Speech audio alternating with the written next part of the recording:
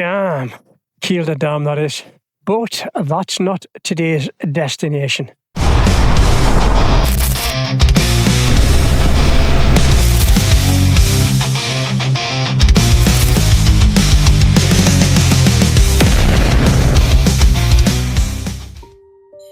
Yeah, so welcome everybody to today's little video, my little ride out. And you join me on the C200 heading towards Scotland.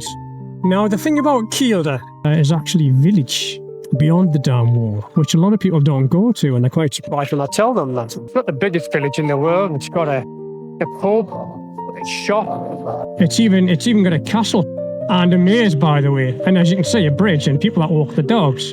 Yes, ladies and gentlemen, this is Kielder village, 8 miles beyond the dam wall. Oh, it also has a massive school, by the way, which, believe it or not, had a 3-story building attached to it on the right-hand side there. Now, up here on the right, you've got a pub called the Angler's Arms. Or the Kielder Tavern. Oh, it's changed its name. There you go. I don't know what I'm talking about. It used to be called the Angler's Arms. Been it was for many years. And that there is Kielder Castle. Or they're renovating it. I don't know what's going on. And that there, in there, is a maze where you get lost. It's not the biggest one, but it's still fun nonetheless. And there's a broken tractor. This is called Castle Drive. Obviously, because there's a castle, then there's a drive to it. This is where the shop is. And the skip. Is the shop open? I think the shop's closed as well, which is marvellous. So yeah, don't move to Kielder. The pub's shut, and so is the shop.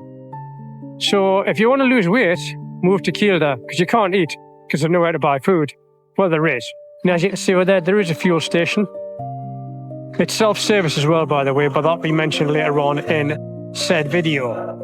On them trees there used to be a sawmill called Kielder Timber, but it's no longer there now. You can see beyond the trees, there's some skinnier trees. I'm not sure if the camera's picking that up, but there used to be a massive building in there. Now, there's actually a road railway line that runs parallel with where we are now, which there was rumours about reopening again and taking open to Scotland, which would be fantastic, but I don't think that'll ever happen. There was talk about it for many years, and there probably always will be.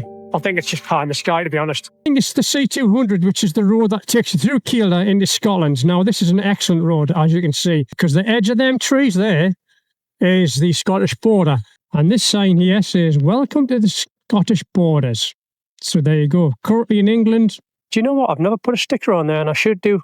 So yeah, this is one of the things about this part of Scotland. You get a lot of open field areas where there's no fences, so you get a lot of lambs and sheep just wandering the road, like this little fat sheep there. But they're so used to traffic that they're not fazed. And here's a little tip for you. If you're driving along a country road and there happens to be sheep around, if they're standing looking at you, the chances are they're going to bolt. If they've got their heads down and they're munching away on grass, they're not bothered. Ahead, we're going to be turning left to a place called Newcastleton, which you can see on that sign there says 8 mile. Why am I going to Newcastleton? I hear you say. Well, it's sort of the first stop on today's little journey. I've just put my heated seat on and my heated grips, because there's nothing better than riding a bike and having hot balls. Oh! And Newcastle has about 2 or 3 coffee shops, which are all quite nice. I've been to them all. However, we're not going to a coffee shop. No, we're not. We're going to somewhere called T. Elliott's and Son. Now, you could probably guess by a name like that it's not. Although it could be a shop. That house is called Dykehead, which is Australian for dickhead. Oh, I thought that was a scarecrow. It was actually a very thin man. Oh, look at that. There's a fake speed camera there. There's a fake speed camera there. Nice. Yes, anyways, getting back to the T. Elliott's and Sons. It's just over here. And it's a butcher's. But it's not just any butcher's. No. It's only the best butcher's in the world, which does the best pies in the world, as you're going to find out later on when I'm sitting down munching said pie. I've been coming here since I was 14. I'm in my 50s now, so that gives you an idea. Also, it's a 150 mile round trip to buy a pie, which is just ludicrous. But they're that nice. Hiya, mates. Have you got any bean and sausage pies? Give us 2 of them, buddy. That's all. Thanks, man. I'll be card as well, boss. Thanks very much. Cheers. Ta-da now. Bye-bye. Oh, these pies, honestly. I've actually murdered someone for a pie. Road is the B6357. For those who want to know what the road is. To be fair, it's the only road connecting Softree, which is where the junction was, to here. The fake speed camera. It's so shit. You can barely see it for the tree. I suppose it slows people down, so I shouldn't really laugh. But it's still shit. We're going to be turning left onto the B6399 road. That's the road that takes you to hike. Although we're not going to hike, that is the road you need to take to get to the next destination.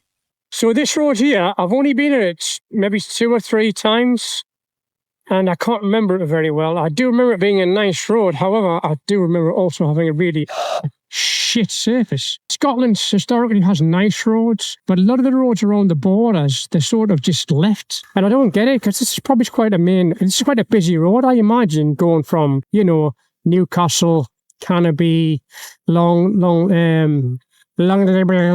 to Newcastleton. I just can't speak anymore. To hike. It just needs some TLC, that's all it needs. To be fair, if it was a nice smooth road, it would just encourage dickheads like myself to go a bit faster. The road itself, on the way to the destination, is a fantastic road, so if you're an experienced biker or a learner, you'll enjoy it. There's plenty of places to fill up. You've got Hike, you've got Kielder, they're all self-service, but they're there. The mobile signal is a little bit intermittent. The price to get in was £8.50. It's free if you're English Heritage. There was no toilets, I don't think, but there was free parking. The walk to the actual venue was about 5 minutes, so it was no big deal. Steel Roads. Now, I have passed that loads, never actually been on it. I need to get that on my list of roads to ride. It'll not be very long, because it's between this and the road that we came in on. However, I would like to do it. And we're 1 mile from the destination of today's ride. Remembering this is about the roads and the rides. The destination's secondary. But it's good to have 2 or 3 things to talk about on the way there, like the pie shop, like Kielder Village, but in particular, this place that's just up around the corner, which I have to say is spectacular, as you're soon going to see. This is Hermitage Castle.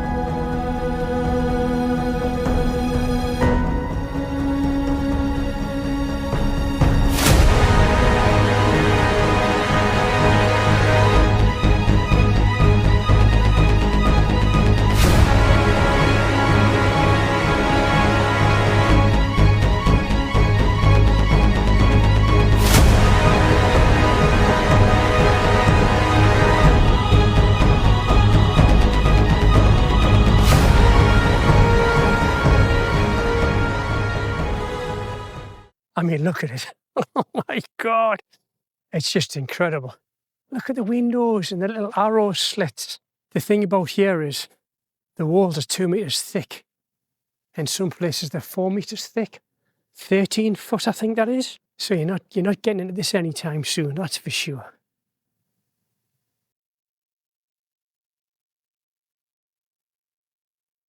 Look at the tiny little door. Having said that, it's getting bigger as I'm getting closer to it.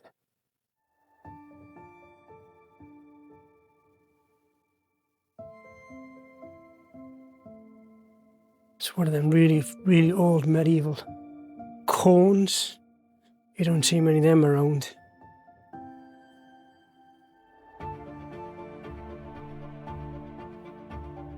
Well.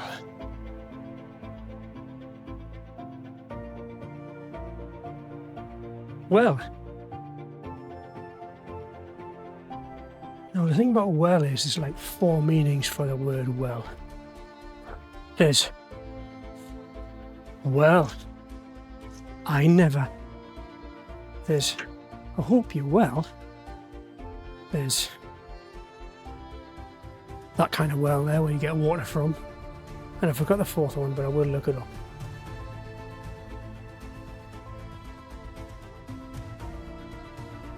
So apparently the top there they make tapestries.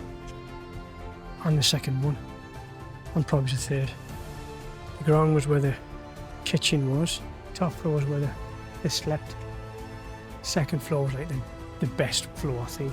The servants lived on the floor above ground. 1st floor. And used to play on the Xboxes on the 4th floor. Sorry, the 2nd floor. Quite an eerie looking castle. And if I'm honest, I think as a kid and even as an adult, we all wanted to own a castle for whatever reason. However, if this particular castle came up on Rightmove, I think I'd be giving it a miss, even if it was a steal. Now, the thing about places like this, they're so bleak and they're so riddled with history. And I've got talking to the guy who's actually in the booth, who works for English Heritage, and he was giving me 2 sides of the story about the lady who came from, I think it was American Scots, who came from Jedburgh to see her lover before he died. When actually he was telling me if you read the original book, it's not the case. She came to see 4 or 5 different people. They just happened to be there at the same time.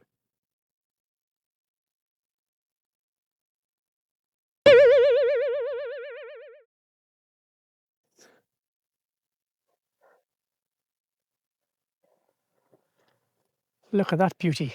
This is the pan that I bought earlier on from T. Elliott and Sons in Newcastle. Incredible. I'm not going to show you me eating it though, because that would just be wrong. I would it. So yeah, that was it. My little escapade up to Kielder, Newcastleton, and then Hermitage Castle. It's a great day out. In fact, it's a half a day out. It's not even that far, but it's worth popping into Newcastleton for one of them pies. They're magnificent. And obviously the castle itself, the history of it is all there in black and white if you want to get up there. I've put a little map there at the end for you to see what's what.